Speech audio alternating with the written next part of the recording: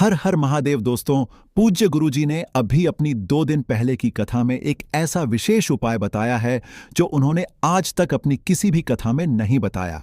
पूज्य गुरुजी ने कहा कि जब आपके हाथ तंग चल रहे हो, जब रुपए पैसे कहीं से हासिल ही ना हो पा रहे हो, जीवन में चारों तरफ से सिर्फ और सिर्फ परेशानियां आ गई हो, उनसे बाहर निकलने का कोई रास्ता ना दिखाई पड़ रहा हो, व्यापार, फैक्ट्री, नौकरी, दुकान या कुछ भी ना चल रहा हो, चारों तरफ से नुकसान ही नुकसान हो रहा हो, तो आपको यह एक उपाय सिर्फ 1 दिन कर लेना है। और गुरुजी ने कहा कि आप कुछ ही दिनों में देखेंगे कि आपके जीवन में कितना बड़ा चमत्कार हुआ है।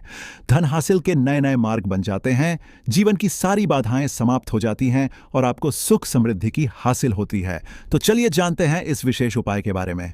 लेकिन उससे पहले एक है, अगर आप चैनल पर नए हैं तो कृपया चैनल को सब्सक्राइब जरूर कर लें और कमेंट बॉक्स जय माता लक्ष्मी जरूर लिखें। मां लक्ष्मी आपकी इस वीडियो को जो भी मनुष्य पूरा देखे उसकी सारी मनोकामनाएं पूरी कर देना, उसकी झोली खुशियों से भर देना। भक्तों, क्या आप जानते हैं कि आपके पैरों की चप्पल भी आपके जीवन का भाग्य बदल सकती है? घर में सुख, शांति और बरकत लाने में हमारे आसपास की हर चीज का बड़ा महत्व है। हिंदू सनातन ज्योतिष शास्त्र के अनुसार हमारे जीवन पर उन वस्तुओं का गहरा असर पड़ता है जिनका संबंध हमारे ग्रहों से होता है।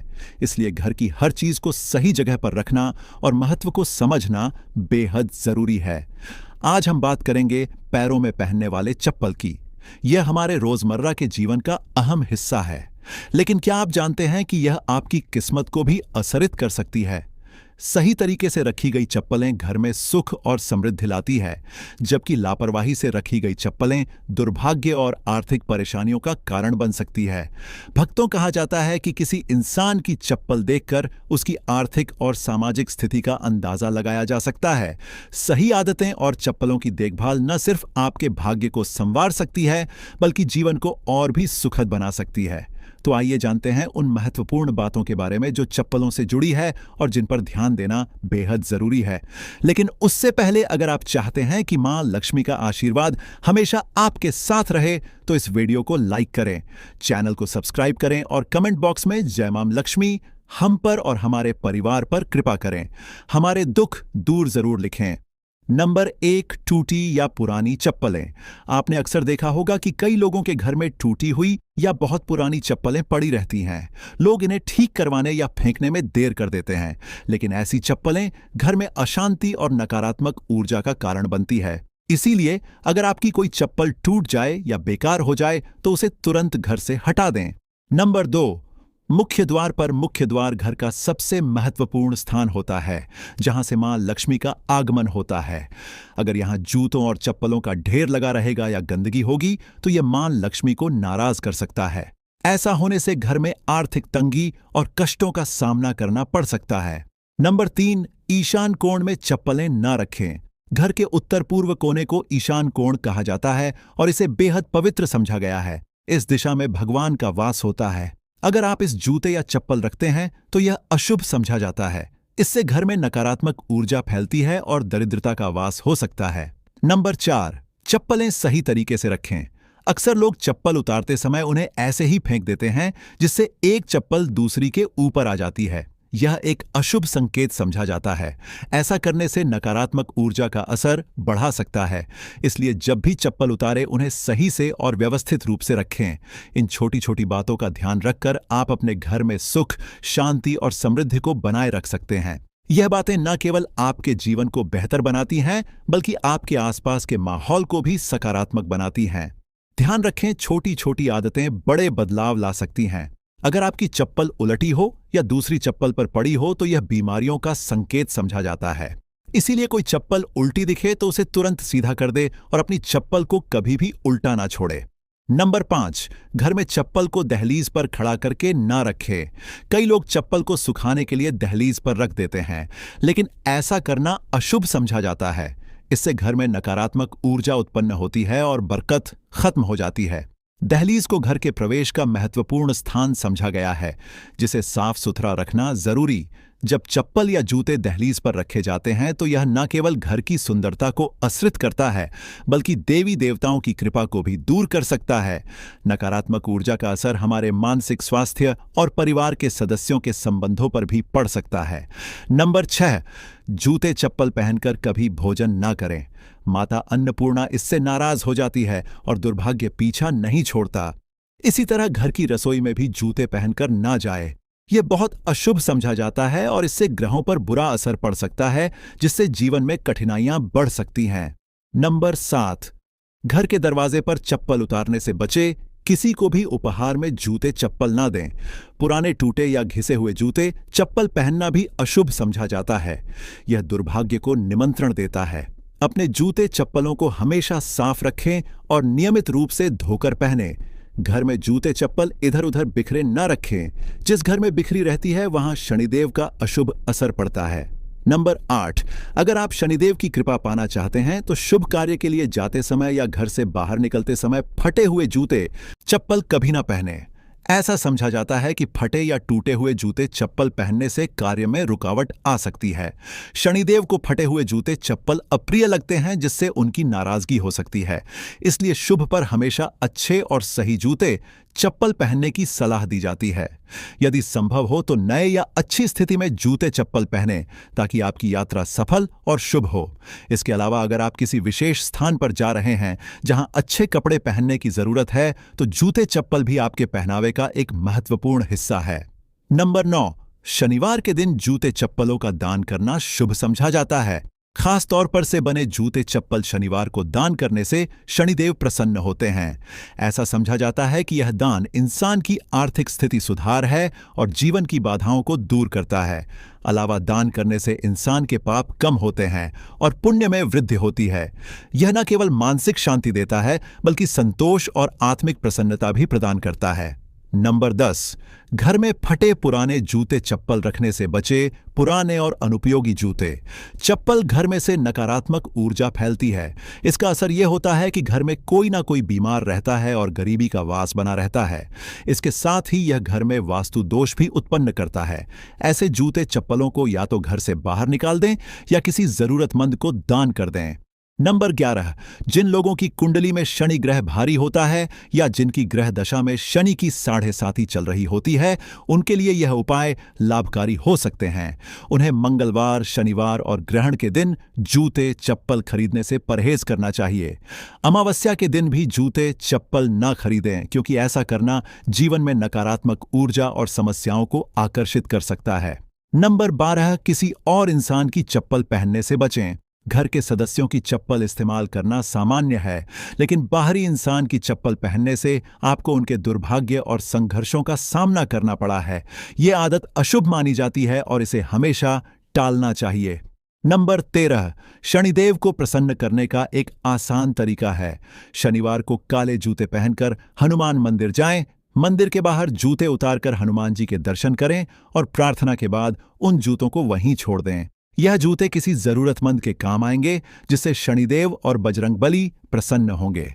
यह उपाय आपके जीवन की कठिनाइयों को दूर कर घर में सुख समृद्धि लाएगा। नंबर 14, अन्न और धन के भंडार वाले स्थान को पवित्र रखें। जहां घर का अनाज या धन रखा हो, वहां जूते चप्पल पहनकर कभी न जाएं। ऐसा करना अशुभ समझा जाता है और इससे धन हानि या अन्न की बर्बादी हो सकती है। इन स्थानों को साफ सुथरा और जूते चप्पल रहित रखना बेहद जरूरी है। नंबर 15, पुराने और अनुपयोगी जूतों का उपाय। शनिवार के दिन अपने किसी पुराने या अनुपयोगी जूते पहनकर किसी चौराहे पर जाएं। वहां जूते उतार प्रार्थना करें कि आपकी धन संबंधी सभी समस्याएं इन जूतों के साथ समाप्त हो जाएं। प्रार्थना के बाद उन जूतों को वहीं छोड़कर घर लौट आए। यह उपाय आपके घर में बरकत और आर्थिक समृद्धि लाने में सहायक हो सकता है। आपके अन्न और धन के भंडार हमेशा भरे रहेंगे। भक्तों, घर के मंदिर में जो एक लोटा जल रखा जाता है, उसका क्या करें?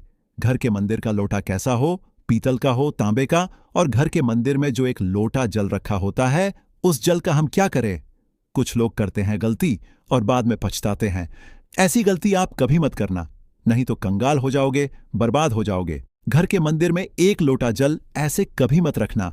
साथ ही जानिए दीपक घर में कौन से पदार्थ का रखना चाहिए, तांबे का, लोहे का, पीतल का, कांसे या फिर स्टील का, कांच का या फिर माटी का। कुछ लोग घर में रखते हैं, गलत और घर हो जाता है बर्बाद। इस पदार्थ का दीपक तो हम भी नहीं रखते। और जानिए दीपक की लौ कच्चे कलावे से बनाएं या रुई से या फिर सूती हाथ में बंधने वाले कलावे से कुछ लोग करते हैं, भयंकर गलती लग जाता है। पितृदोष, शनिदोष, काल, सर्पदोष, मंगल दोष, भयंकर से भयंकर गरीबी का दोष भी लग जाता है। भक्तों, कुछ लोग यहां पर ऐसे भी होंगे जो इस वीडियो को बीच में ही छोड़ देंगे। अगर इस वीडियो को आपको छोड़ना ही है तो छोड़ देना, परंतु लक्ष्मी जी मां का अपमान मत करना। वीडियो को अधूरा छोड़कर इसलिए आपको घर के मुख्य द्वार पर जल कैसे छिड़कना है, इस कार्यविधि को पूरा ही देखें। आधा अधूरा देखने से समझ लेना आप मां लक्ष्मी का अपमान कर रहे हैं। भक्तों, बहुत समय से आप लोगों के प्रश्न आ रहे हैं कि मुख्य द्वार पर जल छिड़कने का सही समय क्या होता है और सही विधि क्या होती है, किस समय हमें जल छिड़कना चाहिए और क्या मुख्य द्वार पर जल छिड़कने के लिए स्नान करना आवश्यक है या बिना स्नान किए भी मुख्य द्वार पर जल का छिड़काव किया जा सकता है। झाड़ू लगाने से पहले या फिर झाड़ू लगाने के बाद जल छिड़कना चाहिए। और एक और प्रश्न आया है कि क्या पीरियड्स में हम अपने घर के मुख्य द्वार पर जल का छिड़काव कर सकते हैं या मुख्य द्वार पर दीपक दान कर सकते हैं। और जल से ही जुड़ा हुआ एक और प्रश्न है आपका कि घर के मंदिर में जो प्रतिदिन एक लौटा जल रखते हैं, उस जल का हमें क्या करना चाहिए, किस तरह प्रयोग करना चाहिए। क्या हम उसे खाने में प्रयोग कर सकते हैं या फिर हम किसी पौधे में डाल सकते हैं। उस जल का उपयोग किस तरह से होना चाहिए। और कुछ लोगों का कहना यह है कि जब हम मुख्य द्वार पर जल छिड़क हैं तो घर के अंदर की तरफ से जल छिड़क या घर के बाहर की तरफ से जल का छिड़काव करें। इसके बारे में कई लोग शंका में हैं। आज यह शंका भी दूर जाएगी और मुख्य द्वार पर जल छिड़कने से संबंधित आपका अगला प्रश्न है कि कई ऐसे लोग हैं जो कि फ्लैट में रहते हैं, कुछ ऐसे लोग हैं जो किराए के मकान में रहते हैं, एक ही कमरे में रहते हैं, तो उन्हें अपने घर पर मुख्य द्वार पर दीपदान किस तरह से करना चाहिए, जल कहां छिड़कना चाहिए। मतलब वह इस जगह को मुख्य द्वार मानकर वहां पर मुख्य द्वार से जुड़े हुए उपाय करें। तो आज की वीडियो पूरी तरह से आपके पर ही आधारित है। मुख्य द्वार पर जल छिड़कने का सही समय क्या होता है और सही विधि क्या होती है। तो देखिए, अगर आप मुख्य द्वार पर जल छिड़के तो आपको ध्यान रखना है कि जल आप एक दिन पहले ही मतलब रात को सोने से पहले एक पात्र में कोई भी आप पात्र ले सकते हैं। जैसे कि आप एक तांबे का भी पात्र ले सकते हैं, तांबे का ना हो तो आप पीतल का ले सकते हैं, स्टील का ले सकते हैं, चांदी का ले सकते हैं। जो भी पात्र पास उपलब्ध हो, एक लोटे में थोड़ा सा गंगा जल डाल दीजिए और उसके ऊपर शुद्ध जल भर दीजिए। और हाँ, गंगा जल ना हो तो भी परेशान होने की आवश्यकता नहीं है। सिर्फ शुद्ध जल से भी आप पात्र को भर सकते हैं और उस जल से भरे पात्र को अपने घर की रसोई में रख दीजिए। अब जैसे कि आप अगले दिन सुबह उठकर इस जल का छिड़काव अपने घर के मुख्य द्वार पर करेंगे। अब बहुत से भक्तों के प्रश्न आए हैं कि क्या हम स्नान से पहले यह जल छिड़क सकते हैं या फिर स्नान आवश्यक है। देखिए, मुख्य द्वार पर जो सुबह सबसे पहले जल छिड़का जाता है, जैसे कि जो रसोई में रखा हुआ जल होता है, यह एक तरीके से उपाय के तौर पर किया जाता है। भक्तों, घर में किसी भी तरह की परेशानी हो, किसी भी तरह के दुख दर्द रहता हो, गरीबी हो या फिर कलह क्लेश बहुत अधिक रहता है, मतलब किसी भी तरह की नकारात्मक ऊर्जा से आप परेशान हैं, बहुत समय से परेशानियों में ही गिरे हुए हैं, तो ऐसे में रसोई में रखा जाता है और यही जल घर के मुख्य द्वार पर सुबह उठकर छिड़का जाता है। इस जल के छिड़काव से आपके घर की कोई भी परेशानी हो बहुत शीघ्र समाप्त हो जाती है।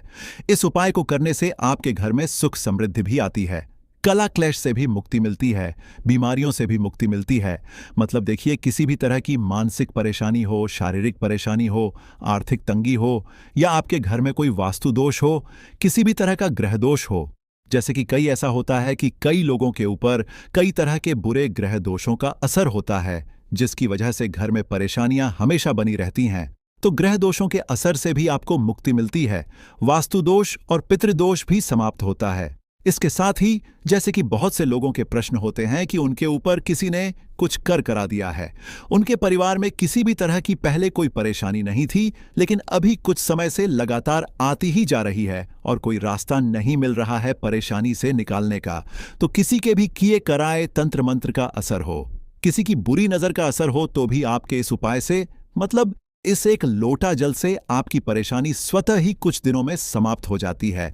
तो ये घर की सभी परेशानियों से मुक्ति पाने का रामबाण और सबसे सरल, सबसे आसान उपाय होता है जो हमारे सनातन शास्त्रों में है। तो आप अपनी घर की रसोई में एक लोटा जल रखें रात में भरकर, और प्रातःकाल जल्दी उठकर उसी जल से अपने घर के मुख्य द्वार को धोते हैं तो कोई समस्या नहीं है। लेकिन इस जल का छिड़काव घर के मुख्य द्वार पर सूर्योदय होने से पहले हो जाना चाहिए। अब भक्तों, जैसे आपका अगला प्रश्न है कि क्या हमें स्नान करके इस जल का छिड़काव अपने घर के मुख्य द्वार पर करना चाहिए या फिर बिना स्नान किए भी कर सकते हैं। देखिए, यह जो हम है, मतलब यह एक उपाय होता है, तो इसे हम स्नान करने के बाद नहीं करते। सुबह जल्दी उठते हैं और उठकर सबसे पहले घर की रसोई में जाएंगे। उसके बाद उस जल को लेकर आप घर के मुख्य द्वार पर जाएंगे। मुख्य द्वार खोलकर, मतलब मेन गेट खोल दीजिए, और उसके बाद मुख्य द्वार पर इसी जल का छिट दीजिए, छिड़काव कर दीजिए। और जल का छिड़काव करते समय अपने पितरों का ध्यान कीजिए, मां लक्ष्मी का ध्यान कीजिए, क्योंकि कहा जाता है कि सुबह सुबह मां लक्ष्मी प्रत्येक द्वार पर आती है, सबके द्वार पर आती है। जिनके भी द्वार खुले होते हैं, जिनके घर में जल का छिड़काव मुख्य द्वार पर हुआ रहता है, उसके घर में प्रवेश कर जाती है।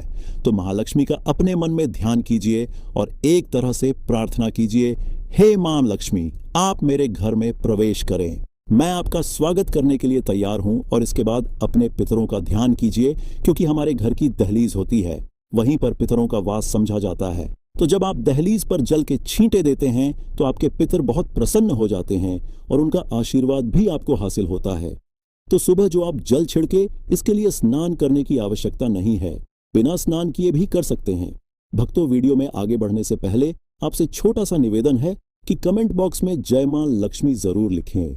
महालक्ष्मी जी, जो भी भक्त इस वीडियो को देख रहा है उसके घर में सुख समृद्धि आए, उसके घर में कोई भी परेशानी नहीं आए और पूरा परिवार सुख शांति से अपना जीवन यापन करे।